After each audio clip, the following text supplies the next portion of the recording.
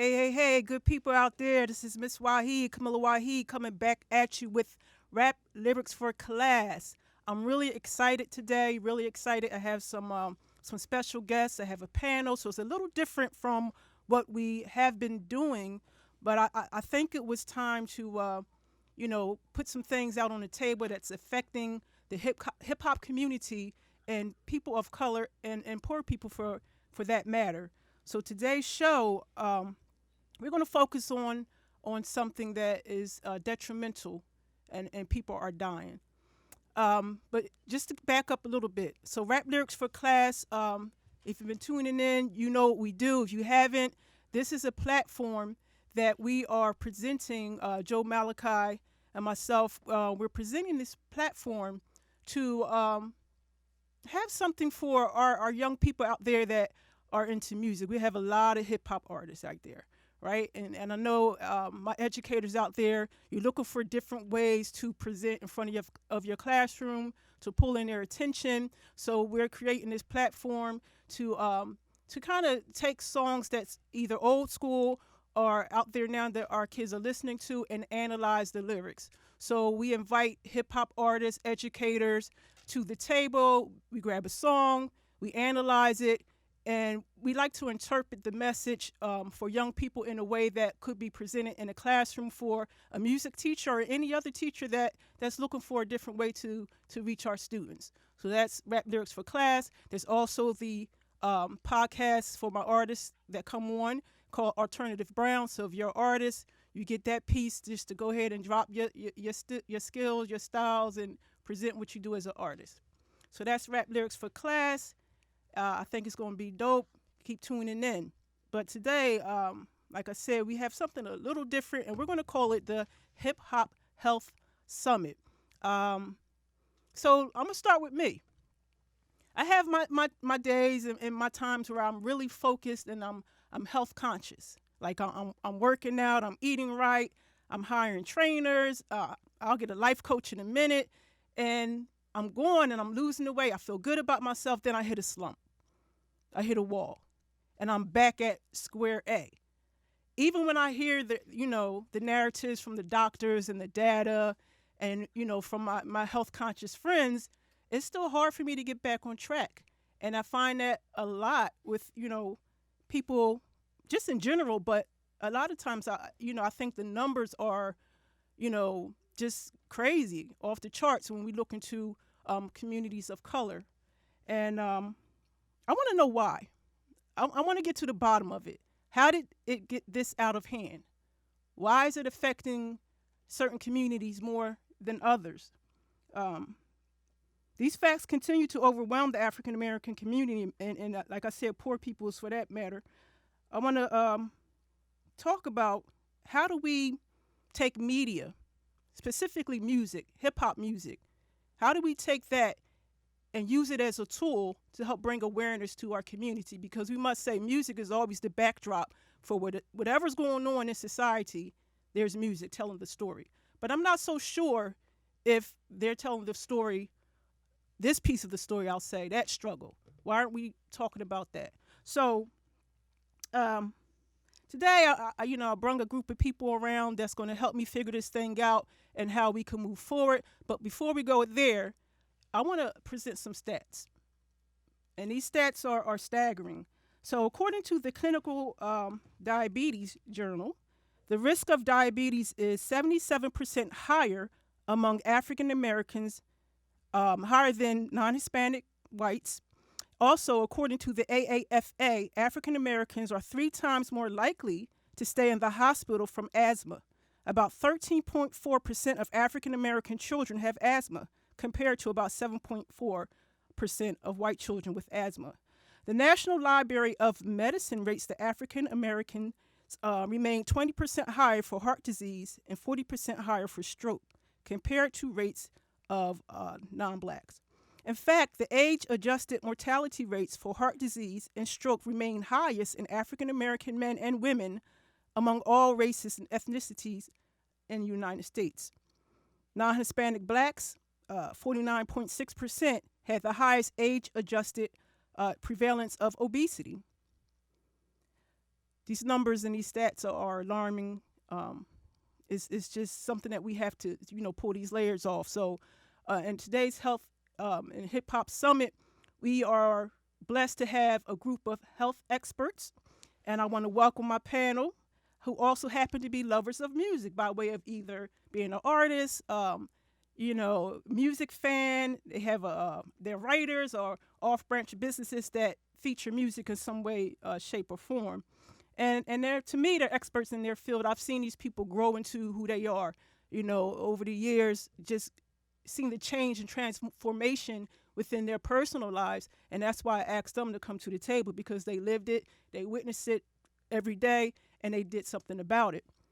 We're going to find out how bad it is and what we can do as a community to break through the barriers that keep up this unhealthy lifestyles in our communities.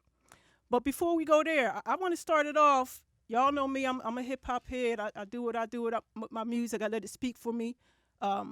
Sometimes I'm a little shy. Y'all know that. But I want to drop this classic. I want to drop this classic by the Fat Boys, All You Can Eat. I love it whether the food is cold or hot. Put a burger on plate and it'll hit the spot. We'll eat everything in an incredible feast. $3.99 for all you can eat. All you can eat. All you can eat. All you can eat.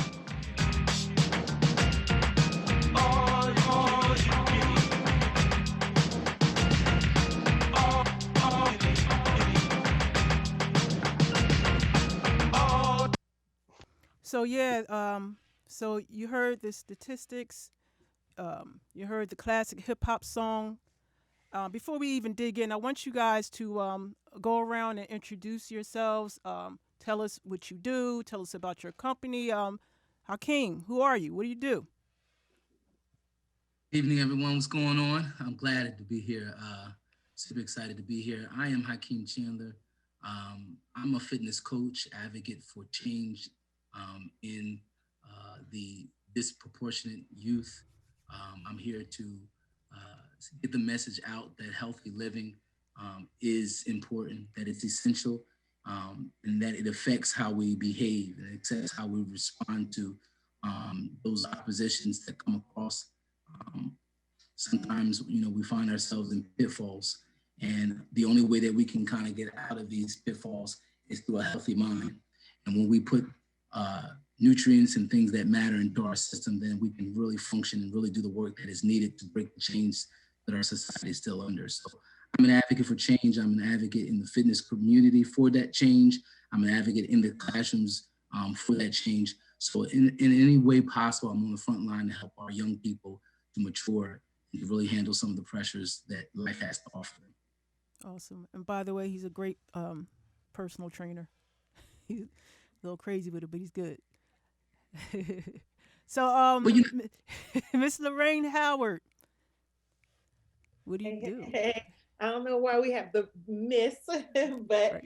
My name is Lorraine Howard, and I too am really excited to be here, especially to have this conversation, right, about health in our communities. I'm a licensed clinical social worker and a licensed clinical alcohol and drug counselor for over 20 years. I work in academia, so I teach in schools of social work. I also have a private practice here in South Jersey. And so I just believe, especially when we're talking about this topic of health, our mental and emotional, physical, spiritual, all of that is connected. It's really important. So I'm really excited to see where this conversation goes today. So thank you for having me. And what's the name of your private practice? It's Jamii Counseling and Consulting. Jamii means community in Swahili. I love it. Yes, I'm searching. Yes. I needed something for S.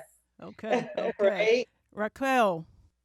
Yeah, so my name is Raquel Barnes. I am a health transformation and yoga coach, and I help people who are feeling stressed, burned out, especially employees and educators, to break free so they can find peace in all areas of their lives.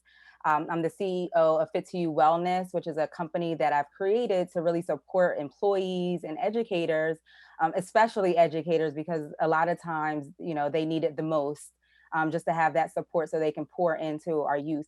And so I do that through workshops. I do that through different coaching sessions, and just really supporting people. And I realize, like many of the others have said, that it starts with our mindset. We have to shift our mindsets first so that we can really make these changes. And if we're really going to support our students in making healthy habits, we really have to focus in on those adults and make sure that the adults understand and know how to really make the changes. Exactly. Brother Sharif. All right, I'm Wayne A. Sharif Jr. I'm the Executive Director of Food, stands for Fighting Obesity and Obstacles Destroyed. Similar to the panel, I'm an advocate for healthy lifestyles within young people, primarily, of course, adults, but definitely primarily now young people, especially in the Black and brown communities. I started a program almost, I would say, probably about a good 7 years ago, and it's been going strong even through the pandemic.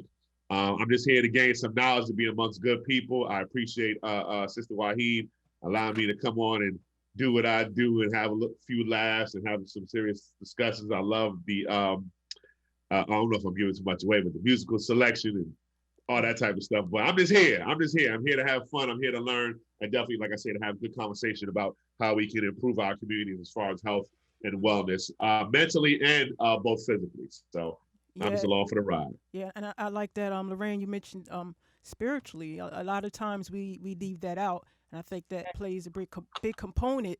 And, oftentimes in education as teachers, we have to, walk that thin line when we're introducing things of that nature into our classrooms.